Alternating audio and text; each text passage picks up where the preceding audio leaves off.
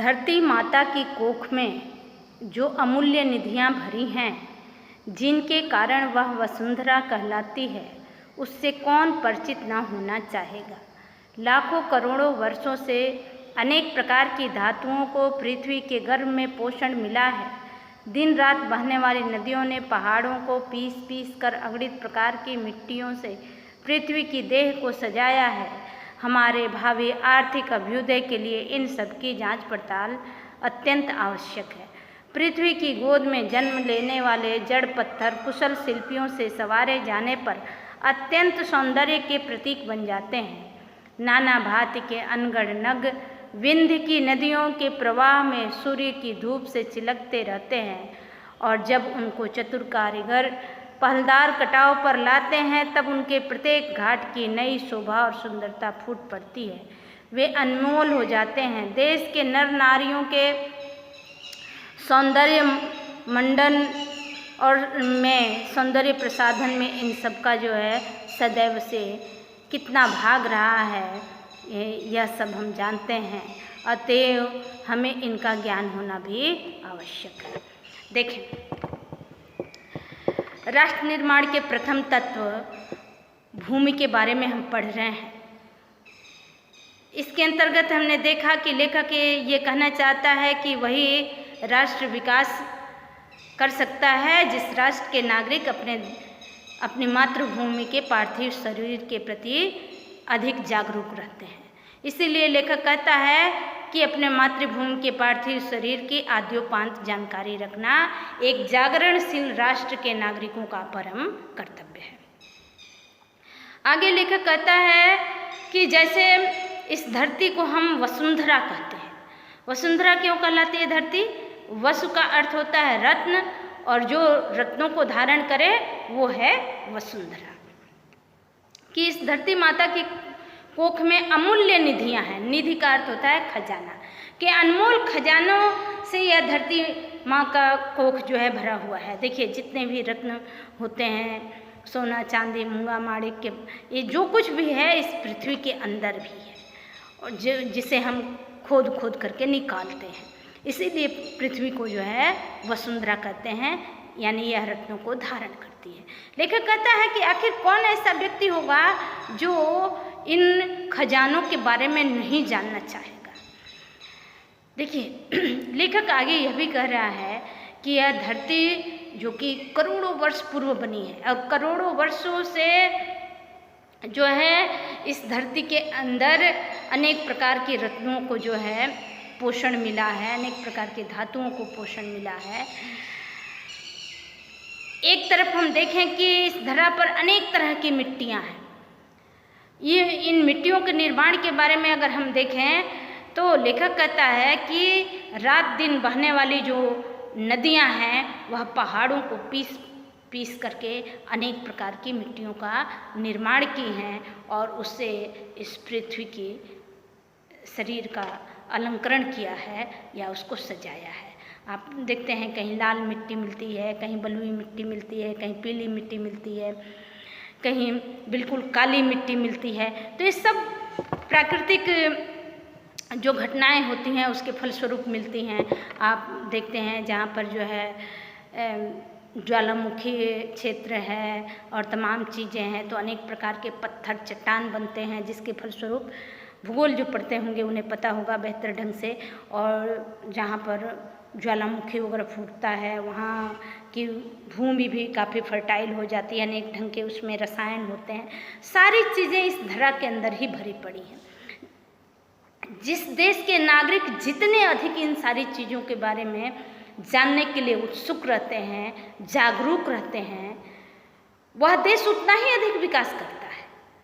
इसीलिए लेखक कहता है कि ये हमारे भावी आर्थिक अभ्युदय के लिए इन सब का जांच पड़ताल करना अत्यंत जरूरी है।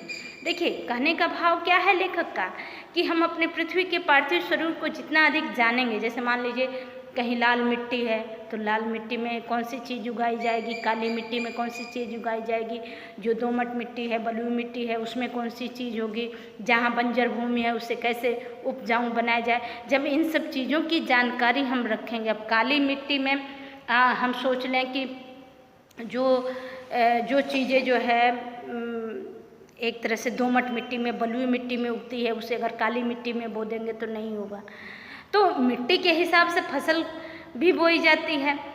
जो फसल ज़्यादा अधिक देर तक पानी चाहिए उसको, तो वो काली मिट्टी, चिकनी मिट्टी में बोएगा, क्योंकि पानी उसमें रुका रहता है। जिसको पानी नहीं चाहिए उसको ऐसी मिट्टी चाहिए भुरभुरी सी, जो कि पानी को सोख ले और उसमें होगा। तो लेखक के कहने का मतलब यही है कि किसी भी देश के निवासी अपने धरती के अंदर क्या क्या चीज़ें हैं उसके बारे में जानना चाहेंगे, उत्सुक रहेंगे और जानकारी रखेंगे, वह देश उतना ही अधिक विकास करता है, उस देश का आर्थिक अभ्युदय उतना ही अधिक होता है। इसलिए ज़रूरी है कि इन सब चीज़ों के बारे में हम जानकारी रखें। जैसे उदाहरण के तौर पे लेखक कह रहा है कि इस पृथ्वी पर अनेक तरह के रंगीन पत्थर हैं, उसके पर्वत हैं, पहाड़ हैं, लेकिन जब तक वो अनगढ़ है चलो कोई मोल नहीं है, लेकिन जब उसे कारीगर जो है उसकी कटाई छटाई करते हैं, तो आप देख रहे हैं आजकल घर के भवन के निर्माण में तमाम पत्थरों का उपयोग होता है। ये सब प्रकृति ने ही हमें दी है। तो जब हम इसकी जानकारी रखेंगे, इसके उपयोग को जानेंगे, तो हम समृद्ध भी बनेंगे, सुंदर भी बनेंगे, यानी हमारा जो वैभव होगा वो सुंदर होगा।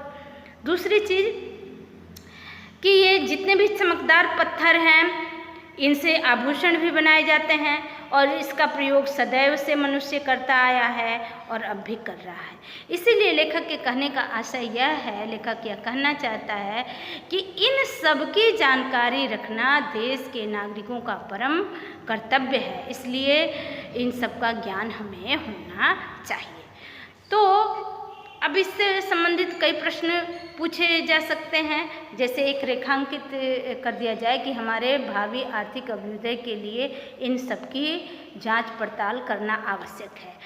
इस पंक्ति का आप आशय लिखिए, अर्थ लिखिए। तो लेखक ये कहना चाहता है कि इस धरती के अंदर जितने भी रत्न हैं, खजाने हैं, अनेक तरह की चीज़ों को यह धरा धारण करती है। जिस देश के नागरिक जागरूक रहते हैं, इसके बारे में बेहतरीन जानकारी रखते हैं, निश्चित तौर पर वो देश विकास करता है। या किसी भी देश के आर्थिक अभ्युदय के लिए ये जरूरी है कि उस देश के नागरिक अपने धरा के अंदर पड़ी हुई तमाम निधियों, तमाम खजानों के बारे में जाने। खजानों से आशय है कि अनेक प्रकार के रत्नों का भंडार है, खनिज तेल है, इसके अंदर अनेक प्रकार की मिट्टियाँ हैं जिसके बारे में वो जान सकता है, उसके अनुरूप फसल इत्यादि उगा करके अपने आप को समृद्ध बना सकता है। तो किसी भी देश के आर्थिक अभ्युदय के लिए ज़रूरी है कि उस देश के नागरिक अपनी मातृभूमि के प्रति जागरूक रहें और उसकी हर चीज़ की जानकारी को रखें या बेहतर जानकारी रखें। दूसरा प्रश्न ये बन सकता है कि इस गद्यांश का आप संदर्भ लिखें या पाठ का नाम लिखें, शीर्षक का नाम लिखें। तो जैसा कि आप जानते हैं कि जो है गद्यांश के लेखक है वासुदेव शरण अग्रवाल और पाठ का नाम है राष्ट्र का स्वरूप।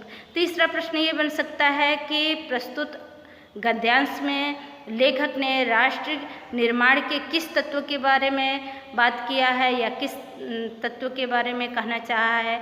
तो राष्ट्र निर्माण का प्रथम तत्व भूमि के बारे में लेखक ने इसमें बताया है।